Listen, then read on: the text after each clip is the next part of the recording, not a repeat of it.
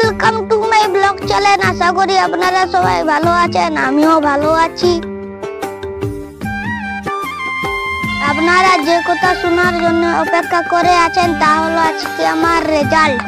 প্রথমে আমি খুব ভয়ে ছিলাম, তারপর যখন স্কুলে গেলাম স্যার আমাকে ডেকে বললেন, কি বন্ধুরা আপনারা কি ভাবছেন আমি পাস না ফেল? ফাইনালি আমি পাস করে গিয়েছি। এই কথা শুনে তো আমার খুবই আনন্দ লেগেছিল। স্কুল ছুটি হওয়ার পর বাড়ি ফিরে এসে এই খুশির সংবাদটি প্রথমে আমি আমার মা বাবাকে জানালাম। তারাও খুশি হয়েছিল।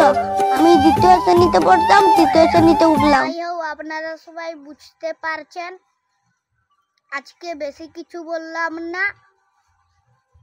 আপনারা সবাই আমার এই চ্যানেলটিকে সাবস্ক্রাইব, লাইক, কমেন্ট এবং শেয়ার করে পাশে থাকুন। নমস্কার।